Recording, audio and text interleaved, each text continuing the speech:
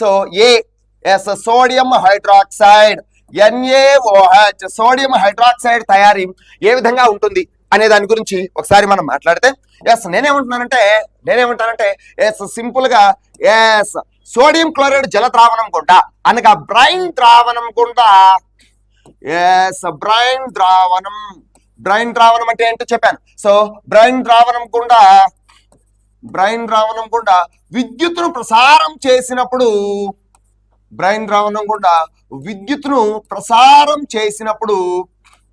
విద్యుత్తును ప్రసారం చేసినప్పుడు అది వియోగం చెంది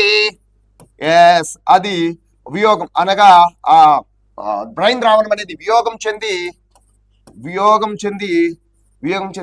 సోడియం హైడ్రాక్సైడ్ ని ఏర్పరుస్తుంది.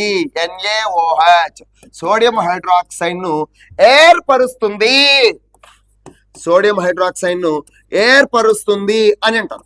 అయితే దానికి సంబంధించి ఉన్నటువంటి ఈక్వేషన్ ఏ విధంగా ఉంటుంది అనేటువంటి ఒక అంశాన్ని మనం అధ్యయనం చేస్తే ఫస్ట్ ఆఫ్ ఆల్ నేను ఏమంటున్నానంటే NaCl so sodium chloride plus H2O sodium chloride plus H2O. So ఈ NaCl ప్లస్ H2O దీనినే మనం ఏమని పేరుతో పిలుస్తామంటే బ్రైన్ ద్రావణం.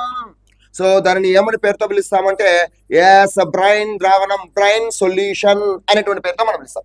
సో ఈ బ్రైన్ ద్రావణం గుండా మనం విద్యుత్తును ప్రసారం చేసినప్పుడు బ్రైన్ ద్రావణం గుండా మనము ఎలక్ట్రిసిటీ విద్యుత్తును ప్రసారం చేసినప్పుడు ఆ బ్రైన్ ద్రావణం అనేది వియోగం చెంది మనకు ఏం ఏర్పడుతుంది అంటే sodium hydroxide NaOH sodium hydroxide ఏర్పడుతుంది.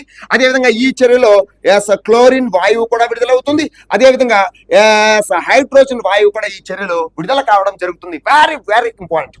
సో నేనేమంటున్నానంటే ఫస్ట్ ఆఫ్ ఆల్ ఒకసారి మనం కనుక గతాన్ని ఒకసారి చూస్తే సోడియం హైడ్రాక్సైడ్ మరియు bleaching powder, baking soda, washing soda వంటి రసాయనాల తయారీలో ముడి పదార్థంగా దేనిని ఉపయోగిస్తామంటే సాధారణ ఉప్పు NaCl మనం ఉపయోగించడం జరుగుతుంది అని అంటున్నాం. ఆ తర్వాత సోడియం హైడ్రాక్సైడ్. సో మొదటిది సోడియం హైడ్రాక్సైడ్ తయారీ గురించి మనం మాట్లాడుతున్నాం. సో ఆ సోడియం హైడ్రాక్సైడ్ ని ఏ విధంగా తయారు చేస్తామంటే బ్రైన్ ద్రావణం అనగా ఉప్పు నీటిని మనం ఏమంటామంటే బ్రైన్ ద్రావణం అంటాం. ఉప్పు నీటి జల ద్రావణాన్ని బ్రైన్ ద్రావణం అంటాం. ఆ బ్రైన్ ద్రావణం కూడా విద్యుత్తును ప్రసారం చేసినప్పుడు ఆ బ్రైన్ ద్రావణం అనేది వియోగం చెంది సోడియం హైడ్రాక్సైడ్ ని ఏర్పరుస్తుంది. సో దానికి సంబంధించి ఉన్నటువంటి ఈక్వేషన్ ఏమిటంటే NaCl అంటే సాధారణ ఉప్పు ప్లస్ H2O. సో ఉప్పు నీటిని మనం ఏమంటామంటే ఉప్పు ప్లస్ నీరు, దాన్ని బ్రైన్ ద్రావణం అంటాం. సో ఈ బ్రైన్ ద్రావణం కూడా విద్యుత్తును ప్రసారం చేసినప్పుడు అది వియోగం చెంది సోడియం హైడ్రాక్సైడ్ NaOH ఏర్పరుస్తుంది. ఈ చర్యలో క్లోరిన్ వాయువు, గుర్తుపెట్టుకోండి, క్లోరిన్ వాయువు మరియు హైడ్రోజన్ వాయువు కూడా విడుదల కావడం జరుగుతుంది అన్నట్టు. అయితే ఈ చర్యను మనం ఏమని పేరుతో పిలుస్తామంటే ఈ చర్యను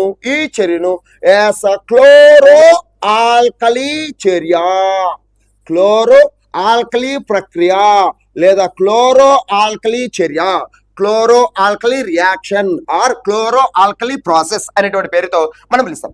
అయితే ఎందుకు ఈ చర్యను క్లోరో ఆల్కలీ ప్రక్రియ, క్లోరో ఆల్కలీ చర్య అని ఎందుకు పిలుస్తామంటే ఈ చర్యలో క్లోరిన్ వాయువు విడుదలవుతుంది కాబట్టి క్లోరో. అదేవిధంగా ఆల్కలీ అంటే ఏం చెప్పాను నేను, ఆల్కలీలు అని వేటిని పిలుస్తామంటే నీటిలో కరిగే క్షారాలను ఆల్కలీలు అనేటువంటి పేరుతో మనం పిలుస్తాం. Okay, clear. సో నీటిలో కరిగే క్షారాలను ఆల్కలీలు అని అంటాం. అయితే ఈ చర్యలో ఏర్పడినటువంటి ఈ సోడియం హైడ్రాక్సైడ్ అనేది ఒక ఆల్కలీ అనగా నీటిలో కరుగుతుంది. సో సోడియం హైడ్రాక్సైడ్ అనబడే ఈ క్షారం నీటిలో కరుగుతుంది. నీటిలో కరిగే ఆ క్షారాన్ని మనం ఆల్కలీ అంటాం. సో ఈ చర్యలో క్లోరిన్ వాయువు విడుదలవుతుంది కాబట్టి క్లోరో, అదేవిధంగా క్లోరో ఆల్కలీ ప్రక్రియ, క్లోరో ఆల్కలీ రియాక్షన్ అనేటువంటి పేరుతో మనం ఇక్కడ పిలవడం జరుగుతుంది అని అంటున్నాం. నెక్స్ట్ అదేవిధంగా ఇక్కడ మీరు గుర్తుపెట్టుకోవాల్సినటువంటి మరొక ముఖ్యమైనటువంటి పాయింట్ ఏమిటి అంటే ఈ క్లోరో ఆల్కలీ ప్రాసెస్ లో, క్లోరో ఆల్కలీ చర్యలో 3 రకాలైనటువంటి మూడు ఉత్పన్నాలు విడుదలవుతాయి, 3 ఉత్పన్నాలు ఏర్పడతాయి. ఒకటి NaOH, రెండోది క్లోరిన్ వాయువు, మూడోది హైడ్రోజన్ వాయువు అని అంటున్నాం. Okay, clear. So chloro alkali చర్య నందు వెలువడే ఉత్పన్నాల సంఖ్య 3. First one, second one and third one అని అంటున్నాం. ఓకే, సో దీనికి సంబంధించి ఉన్నటువంటి ఇంకా కొంత సమాచారం మన దగ్గర ఉన్నది. అది ఏమిటి అంటే ఈ చర్యలో అనగా క్లోరో ఆల్కలీ చర్యలో యానోడ్ వద్ద క్లోరో ఆల్కలీ చర్యలో యానోడ్ వద్ద ఏం విడుదలవుతుంది అంటే యానోడ్ వద్ద క్లోరిన్ వాయువు విడుదల కావడం జరుగుతుంది. యానోడ్ వద్ద యానోడ్ అంటే ప్లస్. సో ఇక్కడ రాస్తున్నాను, అలా కాకుండా నీట్ గా రాసేటువంటి ప్రయత్నం చేస్తాను. సో ఇక్కడ నేను ఫస్ట్ ఆఫ్ ఆల్ నేనేమంటానంటే యానోడ్ అంటే ప్లస్. సో యానోడ్ వద్ద ఏం విడుదలవుతుందంటే యానోడ్ వద్ద క్లోరిన్ వాయువు, యానోడ్ వద్ద క్లోరిన్ వాయువు విడుదలవుతుంది. నెక్స్ట్ అదే విధంగా క్యాథోడ్ వద్ద క్యాథోడ్, సో క్యాథోడ్ అంటే మైనస్.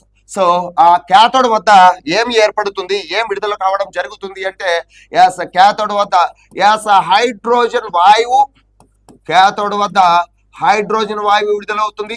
దానితో పాటుగా NaOH ద్రావణం, NaOH ద్రావణం అనేటివి ఏర్పడటం జరుగుతుంది అని అంటున్నాం. గుర్తుపెట్టుకోవాలి ఈ చర్య.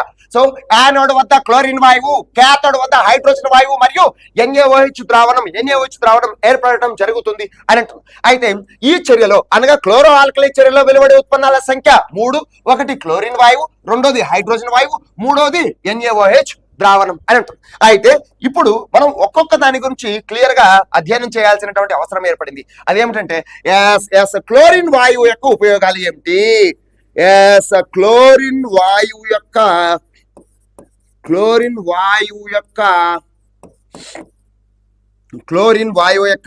ఉపయోగాలు, యూజెస్ ఆఫ్ క్లోరిన్ గ్యాసెస్ అని అంటున్నాం.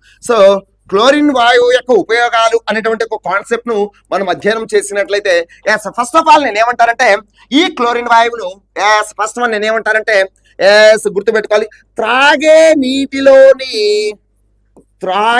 నీటిలోని క్రిములను చంపడానికి, సో త్రాగే నీటిలోని క్రిములను చంపడానికి ఈ క్లోరిన్ వాయువును ఉపయోగిస్తారు.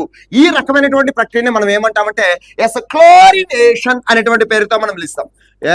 క్లోరినేషన్ అని అంటాం. సో త్రాగే నీటిలోని క్రిములను చంపడానికి ఈ క్లోరిన్ వాయువును ఉపయోగిస్తారు. ఆ రకమైనటువంటి ప్రక్రియని మనం ఏమంటామంటే క్లోరినేషన్ అనేటువంటి పేరుతో పిలుస్తాం. అదేవిధంగా ఈత కొలనులు అంటే దట్ మీన్స్ స్విమ్మింగ్ పూల్స్ అమ్మా. సో ఈత కొలనులోని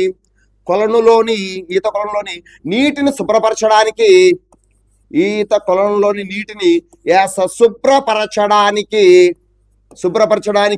ఈ క్లోరిన్ వాయువును ఉపయోగించడం జరుగుతుంది అని అంటుంది. నెక్స్ట్ అదే విధంగా PVC poly vinyl chloride, PVC అనేది వన్ ఆఫ్ ద ప్లాస్టిక్.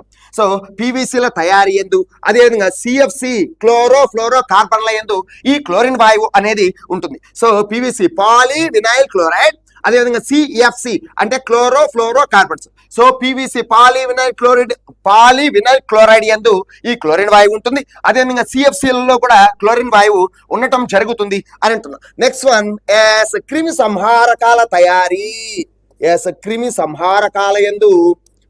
క్రిమి సంహారకాలు, సో డిస్ఇన్ఫెక్టెంట్స్, అదే విధంగా పురుగు మందులు పెస్టిసైడ్స్. సో పురుగు మందుల తయారీ ఎందు కూడా ఈ క్లోరిన్ వాయువు ఉపయోగించడం జరుగుతుంది. ఫస్ట్ ఆఫ్ ఆల్ క్లోరిన్ వాయువు యొక్క ఉపయోగాల గురించి డిస్కస్ చేస్తున్నాం. త్రాగే నీటిలోని క్రిములను సంహరించడానికి క్లోరిన్ వాయువును ఉపయోగిస్తారు. ఆ రకమైన పద్ధతిని మనం ఏమంటామంటే క్లోరినేషన్ అని అంటాం. నెక్స్ట్ ఈత కొలనులు, దట్ మీన్స్ స్విమ్మింగ్ పూల్స్ లో ఉన్నటువంటి నీటిని శుభ్రపరచడానికి, అదేవిధంగా PVCల తయారీలోను, అదేవిధంగా CFC ఫ్లోరో కార్బన్ల యందు కూడా ఈ క్లోరిన్ వాయువు ఉంటుంది. నెక్స్ట్ అదేవిధంగా క్రిమి సంహారకాలు డిస్ఇన్ఫెక్టెంట్స్ అని అంటున్నాం. సో క్రిమి సంహారకాల తయారీ యందు, అదేవిధంగా పురుగు మందుల తయారీ యందు ఈ క్లోరిన్ వాయువును ఉపయోగించడం జరుగుతుంది అని అంటున్నాం. సో ఈ క్లోరో ఆల్కలీ చర్యలో యానోడ్ వద్ద విడుదలయ్యేటువంటి ఈ క్లోరిన్ వాయువు యొక్క ఉపయోగాల గురించి మనం డిస్కస్ చేయడం జరిగింది. ఆ తర్వాత హైడ్రోజన్ వాయువు యొక్క ఉపయోగాలు ఏంటి ఇక్కడే మనం డిస్కస్ చేస్తున్నాం. సో హైడ్రోజన్ వాయువు అని అంటున్నాం. సో హైడ్రోజన్ వాయువు యొక్క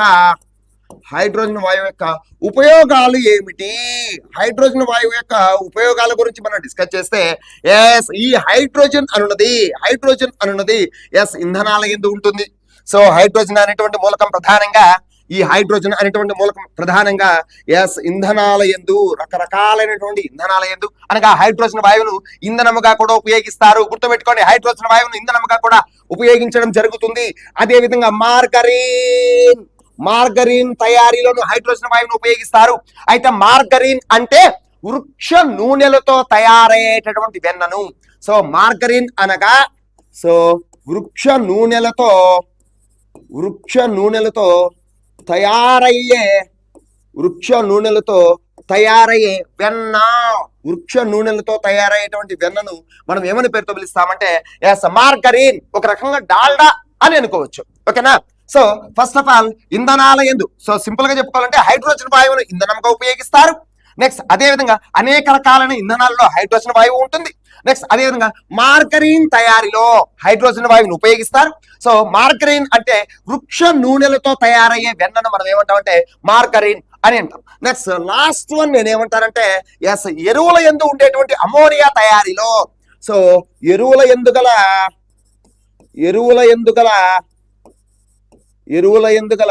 అమోనియా తయారీలో, అమోనియా అని అంటున్నా. సో ఎరువుల ఎందుగల అమ్మోనియా తయారీలోను ఈ హైడ్రోజన్ వాయువును ఉపయోగించడం జరుగుతుంది అని అంటున్నాం. Okay, clear. సో ఇక్కడ క్లోరిన్ వాయువు యొక్క ఉపయోగాలు, అదేవిధంగా హైడ్రోజన్ వాయువు యొక్క ఉపయోగాలు జస్ట్ మూడు పాయింట్లు ఉంటాయి. అవి ఏంటంటే హైడ్రోజన్ వాయువును ఇంధనంగా ఉపయోగిస్తారు. అనేక ఇంధనాలలో హైడ్రోజన్ వాయువు ఉంటుంది. మార్గరిన్ తయారీ. నెక్స్ట్ అదే విధంగా ఎరువుల యందు ఉండేటువంటి అమోనియా తయారీలోను ఈ హైడ్రోజన్ వాయువును ఉపయోగించడం జరుగుతుంది అని అంటాం. నెక్స్ట్ ఆ తర్వాత ఈ NaOH ద్రావణం యొక్క ఉపయోగాలు ఏమిటి? సో NaOH యొక్క ఉపయోగాలు ఏమిటి అనేది ఒకసారి మనం అబ్జర్వ్ చేస్తే ఫస్ట్ ఆఫ్ ఆల్ నేను ఏమంటున్నానంటే NaOH ద్రావణం యొక్క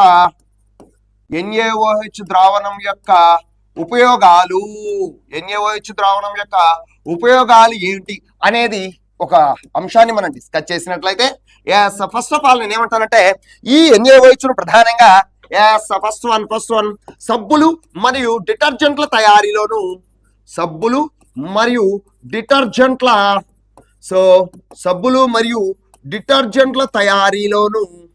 తయారీలోను ఈ NaOH ను ఉపయోగించడం జరుగుతుంది అని అంటారు. నెక్స్ట్ అదే విధంగా కాగితం తయారీలోను, నెక్స్ట్ అదే విధంగా కృత్రిమ దారాలు సింథటిక్ ఫైబర్స్. సో కృత్రిమ దారాల తయారీలోను. సో కృత్రిమ దారాలు మనకి ఏమేమి ఉన్నాయి అంటే నైలాన్, రేయాన్. సో కృత్రిమ దారాలకు ఎగ్జాంపుల్ ఏమిటి అంటే నైలాన్, అదే విధంగా రేయాన్, ఆక్రలిక్ అండ్ పాలిస్టర్ అని. So nylon, rayon, acrylic, polyester ఇవన్నీ కూడా ఏంటివంటే సింథటిక్ ఫైబర్స్, కృత్రిమ దారాలు. మనకు అనేక రకాలైన సహజ దారాలు ఉన్నాయి, కృత్రిమ దారాలు ఉన్నాయి. అయితే మనకు లభించేటువంటి సహజ దారాలు ఏంటంటే ఉన్ని, అదే విధంగా పట్టు, అదే విధంగా కాటన్ అంటే పత్తి. సో అవన్నీ కూడా సహజ దారాల కిందకి వస్తాయి. అయితే మనకు అతి ముఖ్యమైనటువంటి కృత్రిమ దారాలు ఏంటివంటే నైలాన్, రేయాన్, ఆక్రిలిక్, పాలిస్టర్ అని అంటున్నాం. నెక్స్ట్ అదే విధంగా ఇక్కడ పాయింట్కి వచ్చేస్తే NaOH ద్రావణం యొక్క ఉపయోగాలు. ఫస్ట్ వన్ ఏంటి? సబ్బులు మరియు డిటర్జెంట్ల తయారీ. నెక్స్ట్ సెకండ్ వన్ కాగితం తయారీ. నెక్స్ట్ వన్ కృత్రిమ దారాల తయారీలోను ఈ NaOH ను ఉపయోగించడం జరుగుతుంది. నెక్స్ట్ అదే విధంగా ఇక్కడ మనం చూస్తే లోహాల నుండి గ్రీజును తొలగించడానికి, లోహాలంటే మెటల్స్ అమ్మ. సో లోహాల నుండి గ్రీజును తొలగించడానికి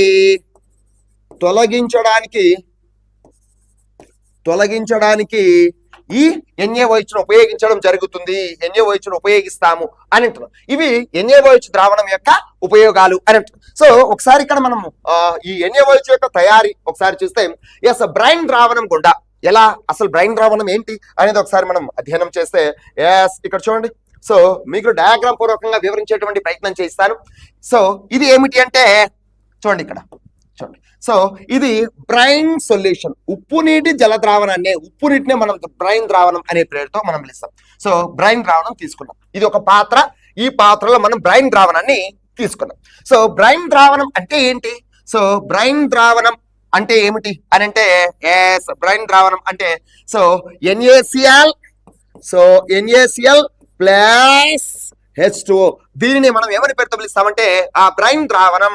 సో దీనిని మనం ఏమని పేరుతో పిలుస్తామంటే బ్రైన్ ద్రావణం అనేటువంటి పేరుతో మనం పిలుస్తాం. సో బ్రైన్ ద్రావణం తీసుకున్నాం, వీటిని ఏమంటామంటే ఎలక్ట్రోడ్స్ అనేటువంటి పేరుతో మనం పిలుస్తాం. ఇక్కడ ఉన్నటువంటి ఈ రెండు ఎలక్ట్రోడ్స్ ని ఒక ఘటం సహాయంతో కలిపాం. సో ఇదొక ఎలక్ట్రోడ్ ఘటం. సో ఈ ప్లస్ ఉండేది ఏమిటంటే యానోడ్, మైనస్ ఉండేది ఏమిటంటే క్యాథోడ్. ప్లస్ దానిని యానోడ్ అంటాం, మైనస్ అనే దానిని క్యాథోడ్ అనేటువంటి పేరుతో మనం పిలుస్తాం. అయితే ఇక్కడ ఒక ఘటం సహాయంతో ఈ తీగల ద్వారా విద్యుత్తును ప్రసారం చేసినప్పుడు ఏమవుతుందంటే ఈ NaCl అనేది Na+Cl-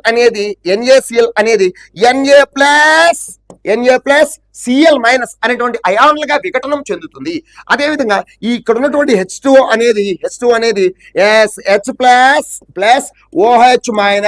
అనేటువంటి అయాన్లుగా విడిపోవడం జరుగుతుంది. సో ఇదేంటిది? బ్రైన్ ద్రావణం అంటే NaCl + H2O. సో ఇవి ఎలక్ట్రోడ్స్ అంటున్నాం. ఈ ఎలక్ట్రోడ్స్ ద్వారా విద్యుత్తును ప్రసారం చేసినప్పుడు ఆ NaCl అనేది Na+Cl- అనేటువంటి అయాన్లు గాను, అదేవిధంగా H2 అనేది H+OH- అనేటువంటి అయాన్లు గాను విడిపోతుంది, విఘటనం చెందుతుంది.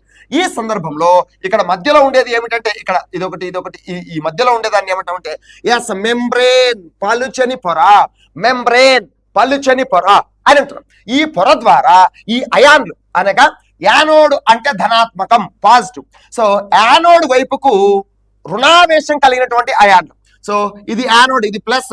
ఆ ప్లస్ యానోడ్ వైపుకి ఏమొస్తాయంటే రుణావేశం కలిగి ఉన్నటువంటి అయాన్లు Cl-, అదేవిధంగా OH- అనేటువంటి అయాన్లు ఇటుపక్క నుంచి ఇటుపక్కకి రావడం జరుగుతుంది. అదేవిధంగా క్యాథోడ్ వైపుకు ధనావేశం కలిగినటువంటి అయాన్లు అనగా ధనావేశం కలిగినటువంటి అయాన్లు ఏమున్నాయి? Na+H+. సో Na+H+లు ఎటువైపుకు ప్రయాణిస్తాయంటే క్యాథోడ్ వైపుకు అనగా రుణావేశం వైపుకు ప్రయాణించడం జరుగుతుంది. ఈ విధంగా అయాన్ల చలనం వలన ఏం ఏర్పడతాయి అంటే యానోడ్ దగ్గర క్లోరిన్ వాయువు, క్యాథోడ్ వద్ద హైడ్రోజన్ వాయువు మరియు NaOH కలిగినటువంటి బ్రైన్ ద్రావణం లేదా NaOH ద్రావణం అనేది